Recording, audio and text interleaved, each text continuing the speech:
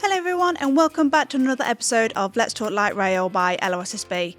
In today's episode I speak with Mark Ashmore, Connor Hardy and Joshua Keeling about the LRSSB's Heads of Safety meeting and how it benefits the light rail sector.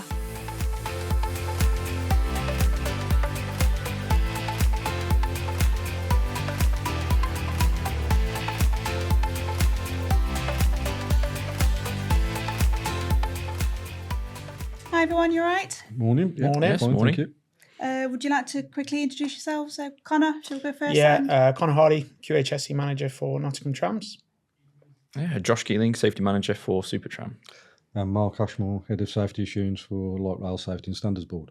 So, of course, this podcast is all about the Heads of Safety meeting. So, I'll start with you, Mark, actually. Why and when was Heads of Safety meeting established? Well, it might be better off aiming that question at my colleagues here because it was actually established prior to me. Oh, was it? LRSSB actually coming into existence, so to speak. Oh, fair enough. So I think it outdates all of us, to be honest. Definitely. Outdates. So I joined it, and it was a new thing for me at the time because I just moved into the tram industry, just moved into sort of safety, relatively new to that part as well. Mm-hmm. So it was brilliant for me in establishing contacts really quickly because everybody was in the same boat, and like I said, there's very little sort of competition between the tramways, especially in safety terms. So yeah, I thought it was great for that sort of camaraderie, and we had a WhatsApp group within, I think, 10 minutes of meeting everybody. So that's what's helped me. It's you just reach out, don't you? Yeah, very much. It's. I've known it's been going for at least the 4 years I've been in safety. I've been directly involved for about the last 2 years, but certainly my direct line manager and now me have done nothing but take positives from it because, like Josh says, it's not. It's the understanding that you're not alone. You've got those contacts, you've got those colleagues who quite often you feel as a tramway quite insulated. Yeah. But actually to come to the Heads of Safety meeting and all the things that we talk about, it's the same across the UK. It's the same across the globe.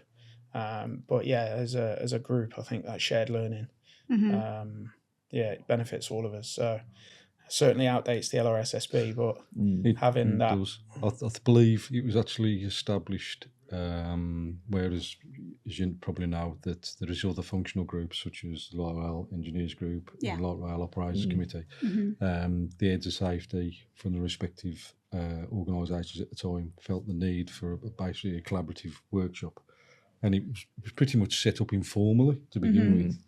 It was only when through the establishment of the LRSSB that it became formalised and set agendas and so on. But again, and just going to reiterate what colleagues have just says that it was primarily a focal point where discussions and topics could be raised internally within the actual industry.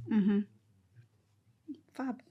So what's, obviously we know it's all about safety, what's the key aims though within that meeting? That is, what aspects of safety are really key points for the meeting? Well, from the LRSSB's perspective, it's a really beneficial medium to communicate what activities we have ongoing. So we're not sort of working in a bunker or silo, we're getting that communication out there.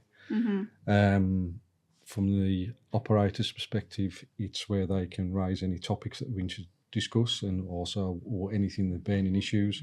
So I might be communicating some items that we might want to look at from LRSB's perspective for R&D or certain organisational topics that are relevant, so regulatory issues, investigations and so on. But as I say, it's about getting that communication across, and it's not just for us internally, but there's external bodies that interface with us. So for argument's sake, the ORR, RAIB, other networks, even Heavy Rail at times, for argument's sake, when it's issues with tram train or anything like that, and we have, as I say, visitor speakers at the actual meeting itself. So yeah, it's a fantastic medium. Great. Is there anything that stands out with you two, with like when any particular meeting that's really stood out and really benefited either Nottingham directly or Sheffield, or just in general? I'm not sure there's one particular one that stands out for me. Certainly it's something that we, like I say, quite insulated in Nottingham. Same with Sheffield. And actually from a distance perspective, we're just up the road.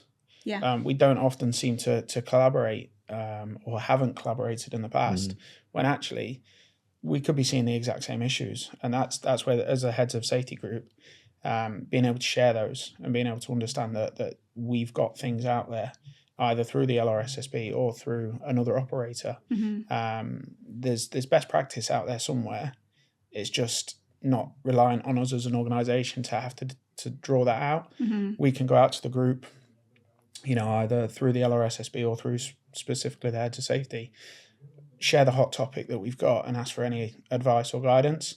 I'm a firm believer that we're not in direct competition with each other as an industry, as a light rail industry. We're not competing. We don't have the same customers. So actually, why should we not share best practice through a forum such as the heads of safety? Because we've all got one common goal, and it's to run a safe operation. Yeah, no, absolutely. I mean, we've got resources through the RSSB as well that we talked to about, but they face different challenges to us, and sometimes you're approaching them with a query or something that's happened on a road network or something where we run, and they just don't have the experience or the ability to help us with that. But like Connor says, Nottingham down the road, they've got a similar size fleet to us. They've got a similar size network. We're really, really similar. There might be something that they've come across before that we had ever have, or vice versa. I know we've shared sort of discussions and best practice around, so that when the silica issue came up with the sand plant, that seemed to be a first, not only for really the ORR and because it had just been classified as a carcinogen at that point. So we were all kind of rabbit in the headlights with it a little bit until we could make some progress. And as we were the first to sort of go through that process with the ORR, we could reach out to everybody who we knew was going to have the same problem and go, just an FYI, this is coming. And share what we'd learned and be better prepared as a network. And also that by the time the ORR, came to visit those other networks, they had already made progress in those areas or were aware of the issues that had been raised.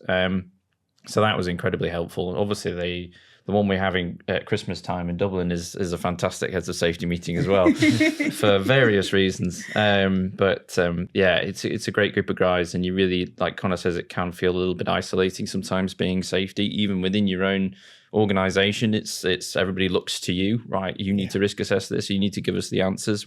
How can we be safe? And people are bringing genuine concerns where they're worried about their health or they're worried about their well-being. And, you want to be able to have the confidence to give them those answers and to be able to reach out to people who have had that experience and been in that position is really, really comforting. It just gives you that sort of, you're not alone and the reassurance, I guess. Yes, the reassurance and things have been tried and tested. And yes, we all sort of, work in light rail industry as Connor says, but there's no competition between us. We don't encroach on anybody's patch or anything like that. It's more like we're all in the same sort of lane, trying to move forward, and anything that benefits us benefits them and vice versa. So that collaboration and that camaraderie are I think the two biggest and highest benefits from this group. I think, like Josh says, it's the camaraderie that exists. It's, we potentially have gone through something quite negative and we've learned as a result. As an organisation, Nottingham, for example, if we've been through quite a severe incident and we've felt the pressure from the regulator, we've made our own bespoke improvements. Actually, why should we not share those improvements to prevent colleagues in the heads of safety and colleagues at other tramways going through that same issue? The one that springs to mind for me is medical standards. Certainly a big topic that we've all been through recently. It was born out of a negative incident. But actually, to have learnt the lessons from that as an organisation and then shared those wider to prevent the other tramways feeling that sort of pressure, it all comes down to the camaraderie that exists in the group. But any safety professional will tell you the moral, legal and financial obligations. It's the moral obligations that sits true. Because if we know we've been through this and someone as a result have potentially been hurt, why should we hold on to that knowledge, that best practice, and not share that wider to prevent someone else getting the similar circumstances? It's all through the love and support that we hold for each other, despite some of us having a bit of a laugh whilst we do it. But no, I guess that's all. I've always known that with light rail is just everyone is one big family essentially. Even though we've all got our own systems across the country, it's just good that we all come together, whether it's heads of safety or any other meetings. Yeah, 100%. I remember my experience going to heads of safety last year. Obviously, I was pushing with the national safety campaign, and that seemed to have kicked politely everyone up the bum a little bit and helped with that. And I think that's pushed through. So I think it does. I can see the benefits from it. Yeah, but I think similarly, we can see the benefits as an operator. Yeah. We've come here for the heads of safety late this afternoon. First thing I've noticed getting off the train coming to the tram stop is the safety campaign.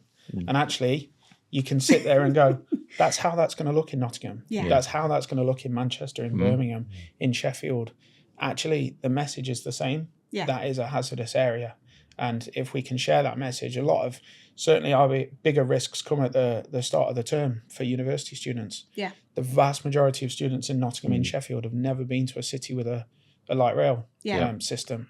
So actually making sure that we share those common approaches, share the common advertising, it benefits the passenger, the member of the public that is at risk. It just all comes together in these groups, which is fantastic. Mm-hmm. Is there anything with the heads of safety where it can be expanded in a way? Yeah, so my colleague to the left has took on chairmanship of. He's going to be upset now that I call it what I call it. But and to Jerry, when he's listening, I apologise. But we've created the SPAS reduction working group. Right. We, for anyone watching, signal passed at stop. First conversation on the agenda was, what do we call it? Do we call it a SPAS? Do we call it a SPAB? SPAD? There are so many names, but common consensus was SPAS, which the vast majority of us use. Yeah, sorry, Jerry. Yeah, so apologies. But that was born out of the heads of safety group. We raised that as a hot topic. We're seeing an increase in SPAS events. What can we do to prevent? Yeah. Or what can we do to reduce and eliminate? And as a result, the working group was born and chaired by Josh. And it's the ability to look specifically at that one topic and not have a generic heads of safety. It's that one topic. We're all here because we know we want to reduce this. And I think the RM3 working group's been created, bow tie working group. So these have all come out of the heads of safety meeting because we've realised that the meeting is brilliant for a generic overview, but actually if we've got an increase in one specific topic area, how do we drill into that? How do we reduce it further? Yeah. They've been excellent and they've driven us as an organisation and I know other tramways to create their own bespoke working group within the organisation. So we in Nottingham, we have a SPAS reduction working group of our frontline drivers, safety staff, operators, controllers. And the reason for that is that we can bring back what we take from our industry working group and apply it locally in Nottingham. Without the heads of safety group, that wouldn't have existed. It wouldn't have been created. Yeah, and I think as well, another benefit of it is just sharing frustrations as well, because we can get together and sit and start having frustrations. And I know the LRSSB are doing some great work with these the guidance documents that are coming out and stuff like that. But we've had the conversation a number of times, haven't we, about trying to upgrade some of them to standards to sort of mirror what the RSSB does, and that helps us as professionals in our own industry going then to the finance teams within our own businesses and getting that buy-in and getting that response faster, and having those standards and having those guidance documents also really helps because you've got something to measure against then at that point as well.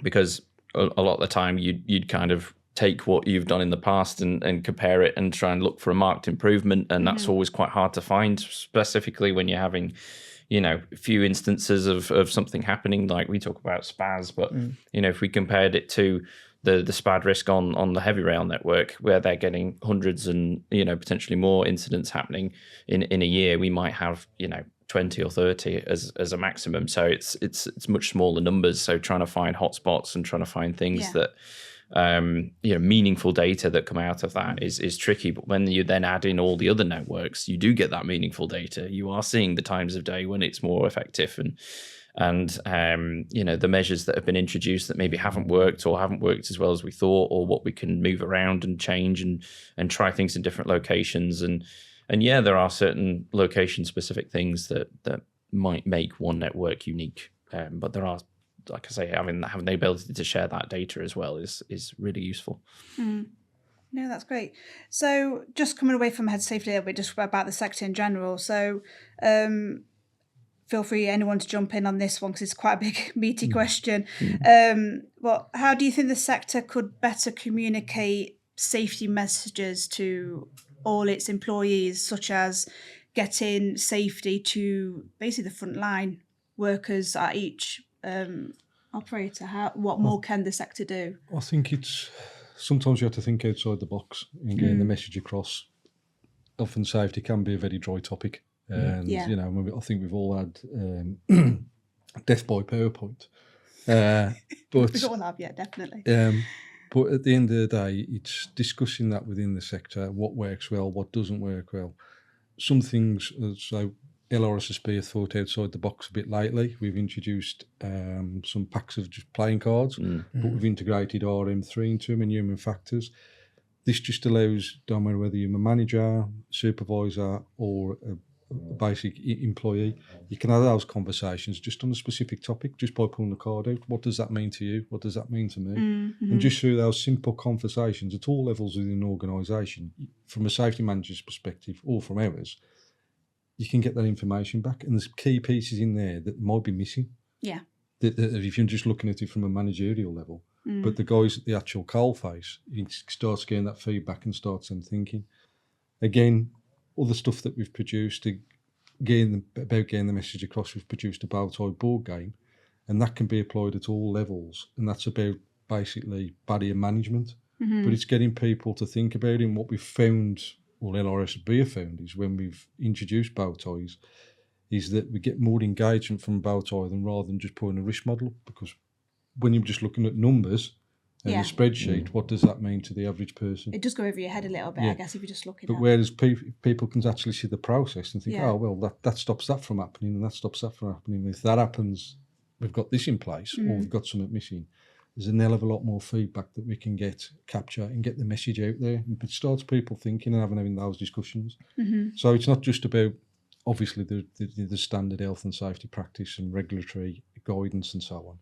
But it's about how we communicate that message. How do we break it down and make it simpler and more easier to understand for everybody within the actual industry? Yeah, there's another reason why we did these podcasts as well, just to help me simplify all subjects within. But it's, well, like you say, it's the medium that you present it in. Some people work better from the written word. Some people like watching videos. Some people might stick a podcast on the way to work. It's if you've got all those options, people can take from it what they can, and where they sort of are more suited to maybe a visual learning or sort of audio learning, they can draw that information down in a way that suits them. I think it's just providing all those different options for people. It's the same information, and we're trying to get it across, but we're working in different ways. We might play a game with somebody, we might show them a video, we might sit them down and have a chat. It might be a podcast that people put on, but it's those options. It's like, how do you best understand and take in that information, and how can we then make that more accessible to everybody, really? Yeah. But yeah, what do you think? Yeah, I mean, for me, in Nottingham, we're in that fortunate position that we're part of the wider Keolis group. So actually, we've gone, myself and the managing director, Sarah Turner, have been down a path of culture change. I'm a firm believer in making sure that we know the job we're doing. We know our operations. I've built my safety team around professionals who are already in the industry. They know the tramway. I can teach them safety. I can teach them how to adhere to the regulations and what guidance we've got to seek. What I can't often teach is tramways. And actually, we've got a group of people who know the tramways and know, certainly, this week it is a key example of that. We've had a major incident. Okay, we need to dispatch. We need to go and actually fix this. Yeah. The safety message can follow in the right way, but having people on the front line, understanding what's going off. One of the key things we do as part of the Keolis safety management system is field engagement visits, and it's just such a basic thing to actually go out with the frontline worker to sit down with them and say, "Tell me about your job." Just half an hour. Simple conversation. Tell me about your job. I'm going to sit next to you whilst you're driving the tram, or I'm going to spend half an hour whilst you're checking tickets, or in the control room and observe you whilst you're dispatching. it's such a simple thing to do. And then to sit down and say, how can we better improve your role? How can we better improve your safety? And actually having the management grades completing these field engagement visits, writing recommendations and actions, it's a really basic thing that can be done from a senior grade to actually pass on that safety message. Because quite often what we find in Nottingham, and I'm sure Josh will concur, is that there is so much that goes on behind the scenes and actually people aren't aware. Yeah. And how hard is it to, I'm really guilty of having my lunch at my desk, if I have lunch at all.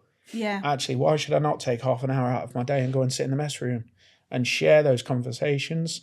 Some of our managers have now started a lunch club where they merely go and sit in the mess room and eat their lunch, because that way the conversations are being had, they're being shared, and we're able to pass back the things that are going on. Too many times drivers and staff on the front line report issues and they don't see an immediate rectification, and they just assume they've been ignored. It's not the case. We talk through sit reps, visualizations, safety leadership groups.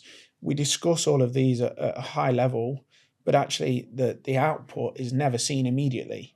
So it appears as though they've been ignored. By sitting with the frontline staff, we can share that safety message there and then. Well, actually, I know you reported this, and we spoke about it on Tuesday during our visualization meeting, and as a result, we're doing X, Y, Z. It's such a basic way of talking to someone, of physically, a lot of the world now is digital, and we're trying to put, we've gone away from PowerPoints and we're going on TV screens and putting messages on there and podcasts and TikToks, and actually human contact, sit down and talk to someone that's doing the job, that's feeling those pressures, that quite often gets missed. And I think for us, it's something we do quite well. So for me, it's direct contact, share the safety message there and then. I think that's how you get it across. Fab. So how can LRSSB do more to help basically our message for this as a safety body to get to the frontline staff in each operator? Probably not invite me on a podcast again. But, I think that's the perfect way. Doing things like this, I think, are fantastic. Because you're going to go back and share this, and that's it. The only reason, as awful as it sounds, the only reason I'll share this is because I'm on it. Yeah. But actually, thank you. Appreciate that. But why have I not shared the other episodes? No, and I've got to question that as an operator and say, why am I not sharing these? Why? Yeah. Because it's going to turn into question time, isn't it? Yeah, but not take questions from the audience. But not there's only one audience member. So, but not everyone has got a keen interest in heads of safety group, or won't have a keen interest in this podcast specifically. But actually, the podcast that you did last month or the month before, they might have an interest in that. Yeah. So actually, the LRSSB are doing enough in this space to facilitate and share the messaging by having these podcasts and the various things that are going. And then it's on us, it's on the operators to go back and share that and make sure that message is passed on. You are the industry safety body as far as we're concerned. You're the ones that are giving us the beneficial guidance, podcasts, instructions, information. To support. We've got to get better as an organisation, as a group of safety professionals to share that message, because as we've already said, it's not an insulated thing. The safety culture around the tramway comes from the safety body. It's on us then to implement that. So, I think the LRSSB can continue to do things like this, continue to share tweets, potentially TikToks, the safety campaign. The last couple of years, it's gone above and beyond. And for me, if the LRSSB continues in that vein, then so be it. We need to improve our way of sharing that message at home. Yeah. Yeah, no, I agree. I always think magazines in a canteen is a good way to do it as well. There's sort of little updates that, you can write into a short article and people can sit and read on their lunch break. It just gives people information about what's going on, and it's a who's who. And then obviously I know you guys are coming out and visiting the tramways a lot more, and I think that's then on us as well to really advertise that within the company and just be like, right, the LRSSB are here today. Maybe we even host a 5 or 10 minute Q&A or something like that with staff and get them the opportunity to come in and ask questions and right, what's going on? What is this? What is the LRSSB? If I said that acronym to to members of staff within the business, would they understand exactly what it is and where it's coming from and what the aims of the organisation are, and how they can, or even simply how they can find more out about that? Are we utilising our notice boards for staff, getting that information on there? We have Cyrus on there for anonymous reporting.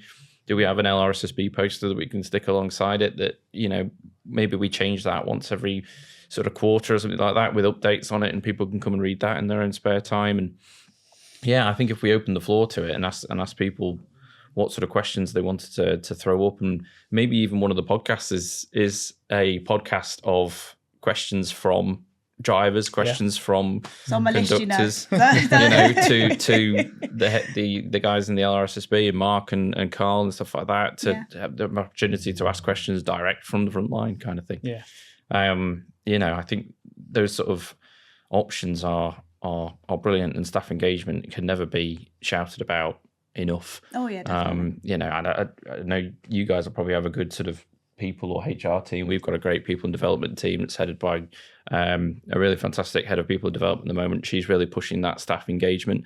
So it's just something that is really at the top of our list at the moment. We know we get complaints from staff. We know that there are things about their job that are, monotonous, and there are things about their job that they've got to do, and sometimes they might not feel the credit for doing that and going out every day and repeatedly not having accidents. Yeah. We investigate accidents. We really drill down into the details. We try and find the root cause. People potentially are in for disciplinaries off the back of it, but what about the other, 100-odd drivers that went out that day, or across the country, 1,000-odd drivers that went out across the country and didn't have an accident that day? Yeah. How do we shout about that? How do we, champion those people that go out and don't have accidents? Ironically, the people you don't hear from and they don't talk about are the ones that get on with it and are perfect. You never see them. Their files are this thin, and they're it's not the same as any teacher in the country will tell you that they cannot remember the name of the good children in their class in 10 years' time, but they'll probably be able to tell you the child that they shouted at the most. Oh, absolutely. Or when they get their sibling that comes along, and then they're like, oh, great, here we go again. Yeah, and it's the exact same for us. We'll sit. Certainly one of the good things we're doing is sharing that message of best practice in our Tuesday visualization. Anyone during that week that's had a shout out from a member of the public for a good PA or helpful platform assistance, or we're making sure that the senior managers are aware of that, because again, that's someone that often gets forgotten about. They've done their job successfully, but also gone above and beyond by being able to get a customer to it's so easy these days to put a negative comment, to write a bad review. I'll hardly ever write a review unless it's negative. You go out of your way to write a negative review, but actually, how often does someone put a positive review on? So to have received a positive comment from one of our members of staff, that needs to be shared, not only with the member of staff, but the senior managers, to know that, yes, you know of the one person that's had the incident, often out beyond their control, but actually, what about the 170 other drivers that have gone in, done their job today, and gone home without issue? They've operated a safe tramway. They're the ones that often get forgotten about. More needs to be done to shine the light on the industry's best practice and best people, outside of things like the Light Rail Awards, for example. I think a simple magazine in the mess room, that it's such a simple idea, but actually, when I look at the Cyrus magazines, I will always see our guys reading them in the mess room. They just sit there month on month. So similar from the LRSSB. I know it's probably a lot of work, but a quarterly magazine to discuss I think it's definitely something we can look into that without a doubt. It'd be me that'd be designing it, but I'll happily champion that. I think that's a fantastic idea to do. Yeah, I like what the RSSB do with Railtrack. I don't know if you've ever read a Railtrack one, but it's they get people from the industry to write articles, and you see articles and it's written by this person, and that's somebody that actually works in LNAR, for example, or something like that. Yeah. Other railways are available. I don't know. That's the BBC that have to do that, isn't it? I don't know if we're the same, but. Yeah, no, it's that personal aspect as well. I think it's that little bit of recognition in print sometimes makes all the difference as well. Just the little things into it. Yeah, absolutely. Really. Well, it's like Light Rail Awards. It's said, why don't we have national awards for best tram driver or something? I know they do it for bus drivers. that gets hosted in Blackpool. They have Driver of the Year, and members of the public or their own colleagues can raise recommendations, and engineers as well. And because we have some fantastic engineers who keep our system running, despite the fact that it's getting up in years now, and they're out every day, and in all conditions. They'll be out in this rain today, going out and maintaining these things, and maintaining the trams as well when they come back in. So it never stops. There's so many people that going in and just doing their job and making sure that this runs, that occasionally a tram doesn't run and people get frustrated, like you say, and they go on Twitter or something else and shout about it. But what about the 99 other trams that ran that day, and everything went fine? So it's a genuine appreciation I think we have for our staff that we don't communicate enough. No, great. Any final comments? No, as I say, just from LRSSB's perspective, it's an excellent medium for us to gather information from the actual industry and burning issues, hot topics, but also it gives us the ability to communicate out what are we doing, what are we looking at, whether that be this safety risk model, whether that be bow ties, whether that be tear or new systems that we're developing. But it's about getting that engagement and making sure that even whether it might be good news, it might be bad news, but people are informed. They know what's going on. Oh, exactly. Yeah. 100%. Any other comments? No. I just think that, for me, the tramway is certainly an exciting industry at the minute. The creation of the LRSSB, for anyone that knows the industry, knows that it's come out of a negative incident. We know why the LRSSB are here. There's an organisation massively in their infancy. There's no denying that. We often sit here as professionals and compare to the RSSB. That's not fair. That's not a fair comparison, considering they've been around. The heavy rail regulation from the RSSB has been around much longer. But actually, the output we've seen from the LRSSB in such a short space of time has been significant. And whilst we're not able to adhere to it all because it's guidance and each of the tramways is so very different, certainly having it there as a fallback. For us this week, we've used quite a few of the guidance notes to be able to understand whether or not a temporary solution that we've come up with would be in line with guidance. And actually, as long as it's guidance, as long as we've reduced those risks so far as is, then actually we should be confident in the approach that we've taken. And that's all it is for us. It's having that. Whilst I've not picked up the phone to Mark, I have to Josh this week and said, I hear you guys did something similar last year. Have you got anything? That's what the heads of safety group and the LRSSB have provided. I don't need to come to Mark anymore, and Mark will thank me for not ringing him every week. But actually, I've now got the confidence to ring my colleagues in Sheffield, to ring the guys up in Edinburgh, to ring Manchester, etc., and say, guys, we need help. We really need help today. Have you got anything? And I think that's, like I say, light rail at the minute is quite a exciting industry to be in. I think that's the beauty. Everyone just want to help each other. Oh, absolutely. And when you go and visit another depot, you get treated like family as well. And that's just, you walk in and everybody knows who you are, and it is wonderful. So that kind of thing, it really, brightens your moment and brightens your day. But it's great fun, and it's good to see people, and like you say, you feel insulated and isolated in your own office sometimes, but that's really important, getting out on your own network and also getting out to see the others and chatting to people. Fab. Well, thank you both for travelling down, even though you were coming to the meeting anyway. So, but no, braving the weather. Yeah, exactly. That was fun this morning. But no, thank you for wanting to, happily to sit on the sofa. I think as always, this will be a great episode to the podcast.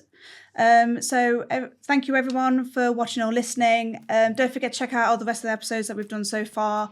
Make sure you like and share this one. I think this one's very, very important to everyone in the sector and beyond. And we'll see you in the next episode. Bye.